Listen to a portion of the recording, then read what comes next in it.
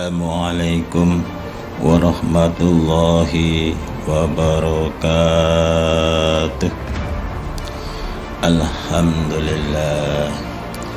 Alhamdulillahi rabbil alamin, ar-rahmanir rahim, maliki yaumiddin, iyyaka na'budu wa iyyaka nasta'in, ihdinas siratal mustaqim, siratal ladzina an'amta 'alaihim ghairil maghdubi 'alaihim waladdallin.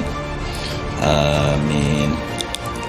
Asyhadu an la ilaha illallah wa asyhadu anna Muhammadan abduhu wa rasuluh sallallahu alaihi wasallam wa ala alihi wa ashabihi amma ba'd. Bapak-bapak, ibu-ibu, para hadirin dan hadirat, baik yang ada di sini maupun yang tidak ada di sini, kaum muslimin wal muslimat di mana saja berada, puji syukur kita haturkan kepada Allah Subhanahu wa taala atas segala limpahan rahmat, taufik serta hidayahnya. Ini merupakan suatu karunia Allah yang wajib kita syukuri dengan ucapan syukur alhamdulillahirabbil alamin. Alhamdulillahirabbil alamin. Alhamdulillahirabbil alamin. Bapak-bapak, ibu-ibu yang dirahmati oleh Allah, yang kami cintai semuanya, kita hidup sekali diberikan hidayah, bisa menerima nasihat-nasihat dari Allah dalam kitab suci Al-Quran, dan juga bisa menerima nasihat-nasihat dari Rasulullah Sallallahu Alaihi Wasallam di dalam beberapa hadisnya. Kita bersyukur bisa mendapatkan hidayah Allah, tidak cuman hanya menerima nasihat-nasihat dari Allah saja dalam kitab suci Al-Quran, tetapi kita juga bisa menerima nasihat-nasihat dari Allah melalui Rasulullah Sallallahu Alaihi Wasallam, melalui Nabi yang terpilih menjadi utusannya Allah untuk menyampaikan amanah dari Allah, untuk menyampaikan kalam-kalam Allah yang dititipkan oleh Allah kepada malaikat Jibril. Kemudian malaikat Jibril menyampaikan wahyunya, menyampaikan wahyu dari Allah kepada Nabi kita yang terpilih, yaitu Nabi Muhammad Rasulullah Sallallahu Alaihi Wasallam.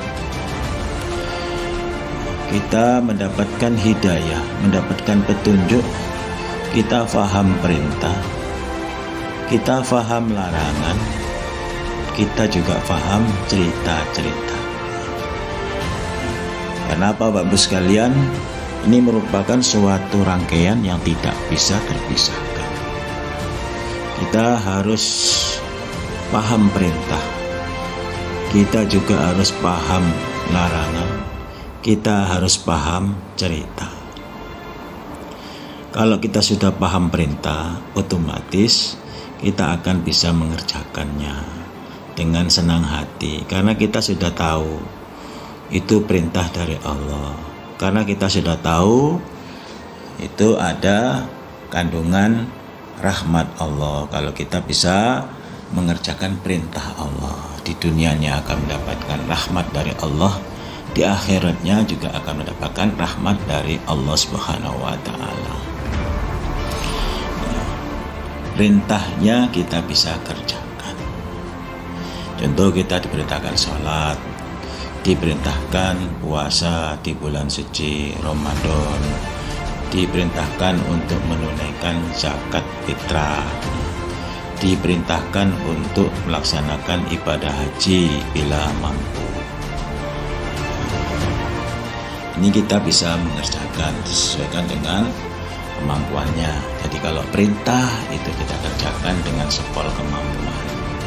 Allah tidak memaksa. Tapi manakala kita mampu, kemudian kita tidak mau mengerjakan, itu namanya menganiaya pada dirinya sendiri. Orang kita mampu kok, kita tidak mau mengerjakan dan alasan tidak mampu, padahal kita mampu.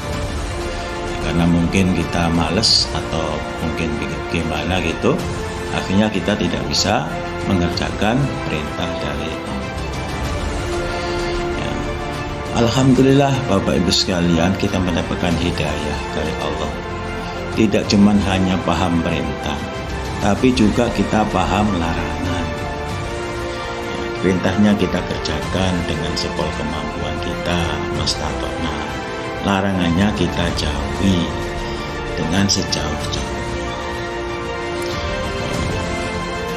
Jangan sampai kita cuma paham perintah, tapi tidak paham larangan.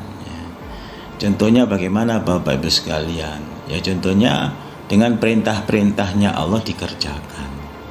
Perintah-perintah Allah dikerjakan semua, yang wajib-wajib dikerjakan, yang sunnah-sunnah ya ini kalau memang dia bisa mengerjakan ya dikerjakan. Tetapi tidak paham larangan, tidak paham larangan orang Islam, orang mukmin, orang jamaah itu tidak boleh mengerjakan kemaksiatan. Nah, kita mengerjakan kemaksiatan. Orang muslim, orang mukmin, orang jamaah tidak boleh mengerjakan pelanggaran-pelanggaran, dosa-dosa. Ini kita masih mengerjakan pelanggaran-pelanggaran atau dosa-dosa, kemaksiatan-kemaksiatan. Nah, ini berarti ya perintahnya dikerjakan, larangannya juga dikerjakan. Nah, ini salah Bapak Ibu sekalian. Yang benar perintahnya dikerjakan, larangannya di stop, tidak mengerjakan. Nah, kalau sudah mengerjakan, sudah terlanjur ya udah. Nah, kita ada kesempatan untuk bertobat kepada Allah, minta ampun atas segala dosa-dosa yang dia atau yang kita selama ini kita kerjakan. Atau Bapak Ibu sekalian, kita cuman hanya paham larangan tapi tidak paham perintah. Larangan-larangan orang muslim, orang mukmin, orang jamaah itu tidak boleh mengerjakan kemaksiatan-kemaksiatan, pelanggaran-pelanggaran, dosa-dosa. Ya nggak dikerjakan itu. Mabuk-mabukan, narkoba, ekstasi, pil koplo itu tidak dikerjakan karena itu memang larangan Allah. Berjudi, ya.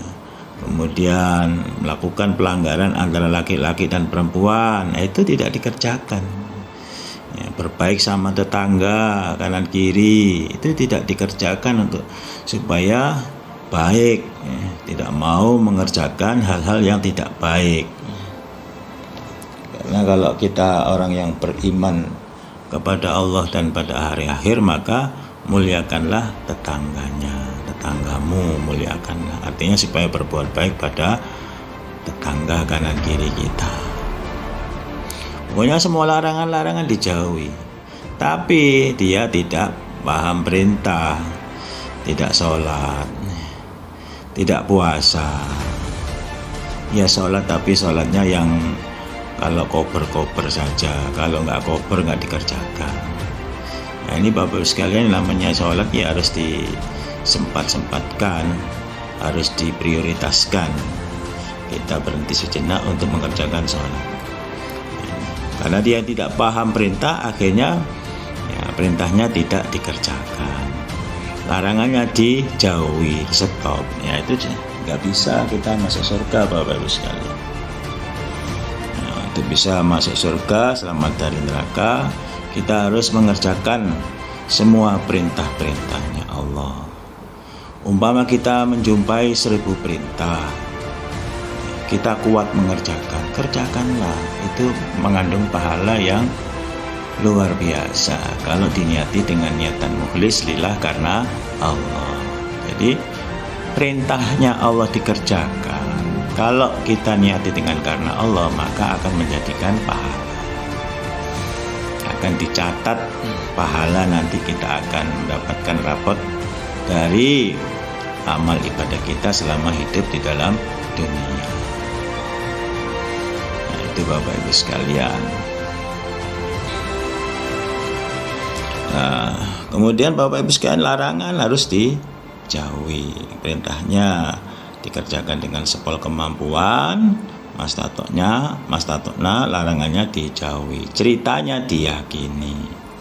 Cerita-cerita tentang pembukaan Islam, pembukaan kota suci Mekah, bagaimana Nabi di waktu itu hijrah bainal Makkah wal Madinah, karena pada waktu itu di Mekah itu orang iman masih sedikit, orang kafir banyak jumlahnya. Akhirnya Nabi mengalah untuk pindah ke Madinah. Di situ memperkuat amar ma'ruf sehingga orang iman bertambah banyak, semakin hari semakin bertambah banyak. Kemudian akhirnya kembali lagi untuk ke Mekah untuk merebut kota suci Mekah. Nah, ini Bapak Ibu sekalian, itu cerita tentang kisah-kisah zaman dulu orang iman manakala dia berhadapan dengan orang-orang yang memusuhi orang iman zaman dulu. Cerita-cerita tentang bagaimana praktek sholat. Nah, ini kita harus yakin dengan seyakin-yakinnya. Oh, sholatnya seperti itu ya kita kerjakan, harus ngikutin. Nggak usah kita berdebat kalau memang itu ada tuntunannya. Cerita-cerita tentang kefadolan ayat-ayat suci Al-Quran, kefadolan zikir, kefadolan ibadah, mendapatkan pahala, mendapatkan derajat yang tinggi besok di sisi Allah. Itu kita yakini, kita percaya. Ya, itu merupakan cerita dari Rasulullah Shallallahu Alaihi Wasallam. Termasuk kemarin diceritakan tentang praktek dzikir. Ada dzikir untuk supaya mendapatkan pahala haji 100 kali. Nabi mengajarkan bacalah tasbih pagi dan sore 100 kali, sama dengan setara haji 100 kali. Ini kita harus yakin kita akan mendapatkan pahala haji 100 kali. Karena apa? Itu memang sudah dituturkan oleh baginda kita Rasulullah Sallallahu Alaihi Wasallam. Ini khususnya ya, berbahagialah bagi orang yang mendapatkan mungkin belum dikodar berangkat ke tanah suci, itu bisa mendapatkan pahala haji dengan cara baca tasbih pagi sore 100 kali, baca tahmid pagi sore 100 kali, sama dengan menyerahkan 100 kuda untuk fisabilillah atau berperang 100 kali dalam sabilillah.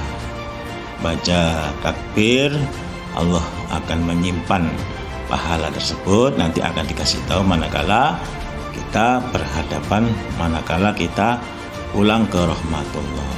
Semakin banyak bacaan takbirnya, maka semakin banyak pula pahalanya. Baca la ilaha illallah sama dengan mendapatkan pahala orang yang memerdekakan budak 100 kali, 100 orang, 100 budak keturunan Ismail. Nah, ini kita harus yakini, kita harus percaya. Itu termasuk cerita-cerita tentang ibadah. Ibadah itu Bapak Ibu sekalian bisa dengan cara kita sholat, itu termasuk ibadah. Bisa dengan cara mengkaji Al-Quran dan Al-Hadis, itu juga termasuk ibadah.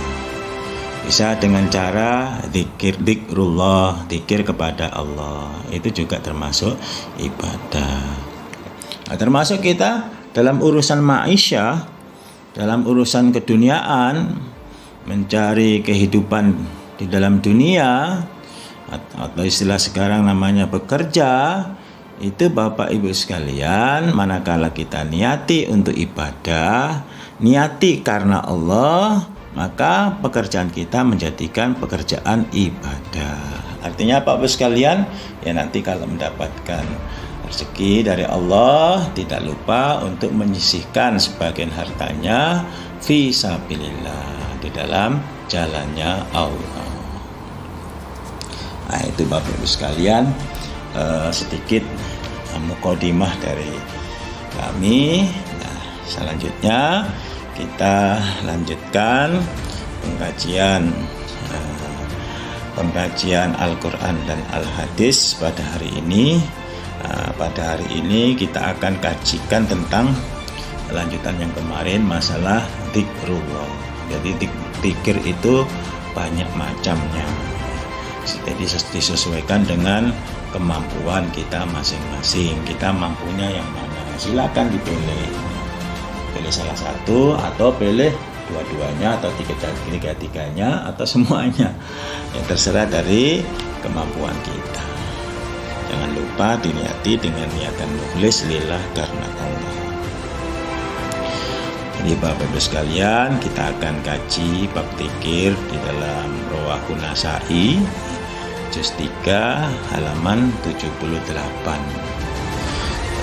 Ini dijelaskan Ani Ibni Abbas, sekolah berkata Ibni Abbas, ja'al fuqara, ja'a datang al fuqara'u, beberapa orang fakir.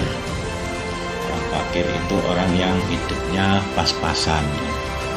Jadi dia bekerja, kemudian langsung dimakan habis, besok bekerja lagi, dapat keuntungan lagi, dimakan lagi, besok lagi bekerja lagi. Itu namanya hidupannya pas-pasan. Untuk makan besok itu masih mencari lagi, mendapatkan income-nya sedikit, tidak banyak, sehingga habis untuk makan, habis untuk di perjalanan.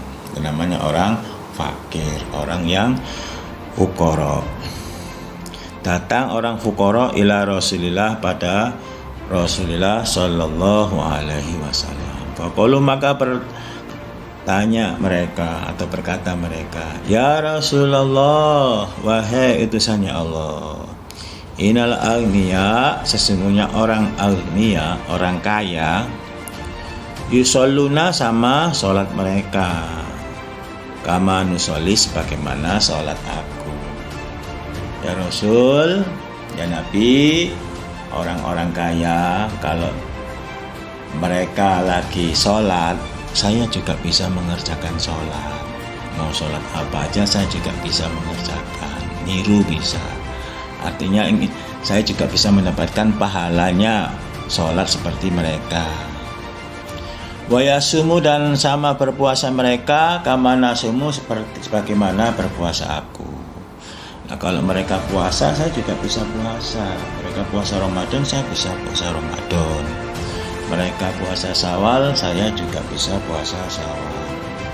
Mereka puasa Arafah, saya juga bisa puasa Arafah. Mereka puasa Asyura, saya juga bisa mengerjakan puasa Asyura. Mereka puasa Senin Kemis, saya juga bisa mengerjakan puasa Senin Kemis, mendapatkan pahalanya. Mereka puasa putih sebulan 3 kali, saya juga bisa mengerjakan puasa putih sebulan 3 kali. Mereka puasa Nabi Daud, sehari puasa sehari tidak, saya juga bisa mengerjakan puasa Nabi Daud tersebut. Saya juga bisa mendapatkan pahala mereka, seperti saya sekarang bisa mengerjakan apa yang dikerjakan mereka, sholatnya, puasanya, kita bisa sama-sama bisa kita kerjakan. Mau orang kaya, mau orang miskin, itu juga bisa mengerjakan puasa, bisa mengerjakan sholat. Walau, dan bagi mereka amwalun, beberapa harta, akan tetapi Nabi mereka itu punya harta banyak. Yang membedakan itu mereka punya harta banyak, mereka punya simpanan banyak, saya nggak punya. Ya. Besok mau makan ya masih nyari lagi. Mereka beberapa harta banyak, ya tasaddaquna sama sedekah mereka, wa yunfikun dan sama menginfakkan mereka. Ini Nabi yang saya nggak bisa lakukan. Mereka bisa bersedekah dengan hartanya, mereka bisa infak dengan hartanya, saya tidak bisa. Mereka mendapatkan pahala jariah dari sedekah, mereka orang kaya bisa mendapatkan jariah dari infak, tapi saya nggak bisa Nabi. Saya kepingin mendapatkan pahala jariah melalui sedekah dan infak Nabi. Bagaimana caranya? Gimana Nabi? Saya orang miskin. Tolong tunjukkan amalan apa yang bisa membandingi pahala mereka yang ahli sedekah karena hartanya banyak, ya mereka yang ahli infak karena hartanya banyak. Kalau saya sedekah nggak bisa sedekah. Orang-orang sama melemparkan uangnya untuk sedekah, orang-orang sama menginfakkan uangnya untuk sedekah, saya blengong aja Nabi, nggak punya apa-apa. Faqala maka bersabda Nabi sallallahu alaihi wasallam. Akhirnya Nabi dapatkan wahyu dari Allah melalui malaikat Jibril. Kemudian Nabi bersabda, "Idza shallaitum, ketika sholat kamu sekalian, fakulu maka membacalah subhanallah, lafal subhanallah artinya maha suci Allah, salasan wa salasina, salasan 3 wa salasina dan 30, berarti 33.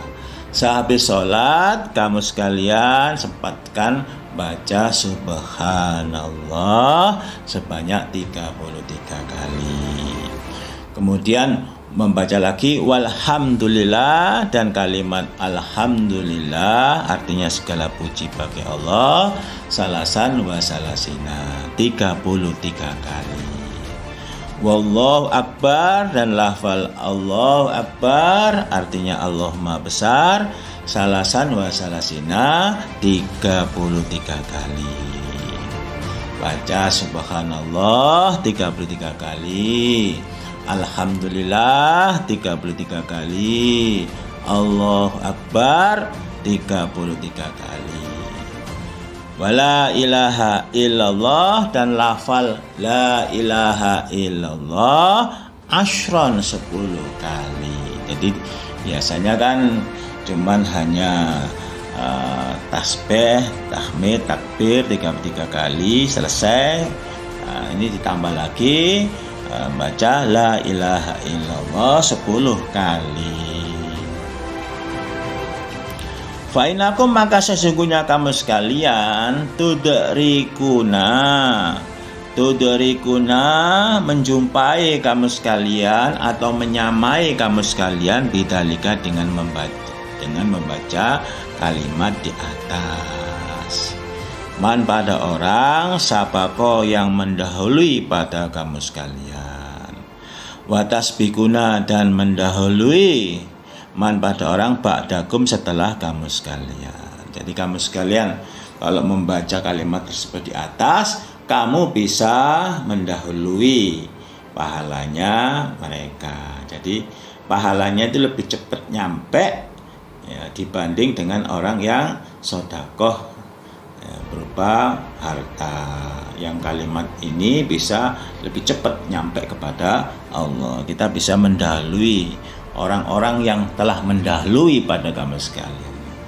Jadi kita kan disalib karena kita tidak bisa mempunyai harta, nggak punya harta banyak, sehingga kita kalah dalam hal sedekah, kalah dengan infak. Nah, dengan kalimat baca tasbih subhanallah 33 kali, membaca tahmid alhamdulillah 33 kali, membaca takbir Allahu Akbar 33 kali, membaca tahlil la ilaha illallah 10 kali, ini kita bisa menyamai, bisa membandingi pahalanya orang yang kaya yang bisa sedekah. Nah, ini Bapak Ibu sekalian, ada ilmu yang luar biasa yang diberikan oleh Allah kepada kita melalui Nabi. Nabi mendapatkan wahyu dari malaikat Jibril. Nah, ini Bapak Ibu sekalian, ilmu tersebut kita harus yakini, kita harus percayai bahwasanya itu memang pahala yang nanti kita dapatkan. Niatnya karena Allah, Bapak Ibu sekalian.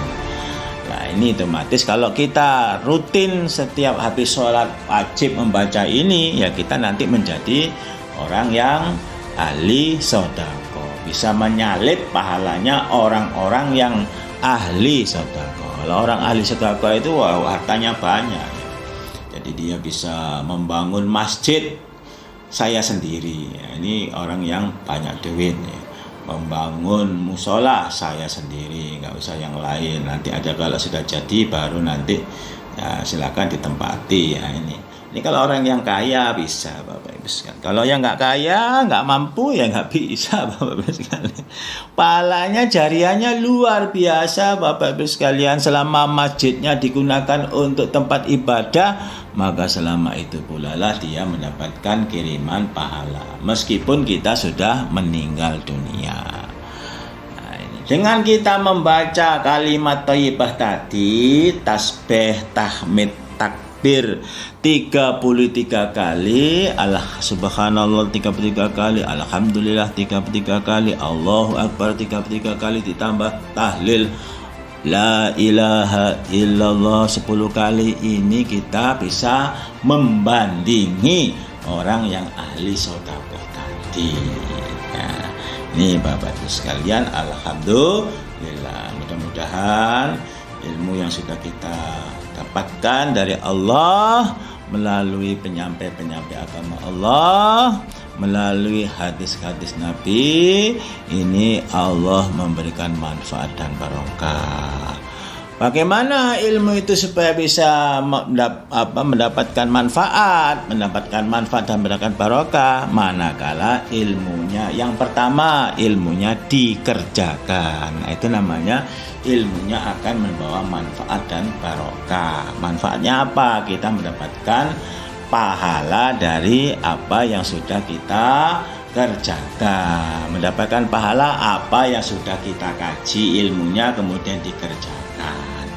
Yang kedua adalah manakala kita mau menyampaikan, mau menyebarluaskan, mau memviralkan. Nah, ini Bapak Ibu sekalian, kita mau memviralkan, mau menyebarkan, mau mengajarkan, selama orang tersebut yang kita ajarkan, yang kita viralkan, yang kita sebarkan kemudian mengikuti apa yang sudah kita sampaikan, ini kita mendapatkan jariyah, mendapatkan pahala juga.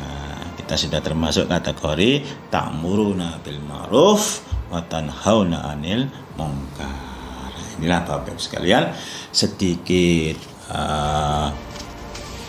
basyiron wa nadhiron dari kami. Barangkali ada hal-hal yang kurang berkenan di hati, mohon maaf yang sebesar-besarnya. Insya Allah kita akan sambung lagi dalam kesempatan dan waktu yang lain. Mudah-mudahan kita selalu sehat walafiat tanpa kekurangan satu apapun, diberikan rezeki yang cukup, diberikan umur panjang yang barokah, senantiasa mendapatkan hidayah dan petunjuk dari Allah, petunjuk Al-Quran dan Rasulullah Sallallahu Alaihi Wasallam, bisa husnul khotimah. Amin, amin, ya Rabbal Alamin. Kurang lebihnya mohon maaf yang sebesar-besarnya. Akhirul kalam, assalamualaikum warahmatullahi wabarakatuh.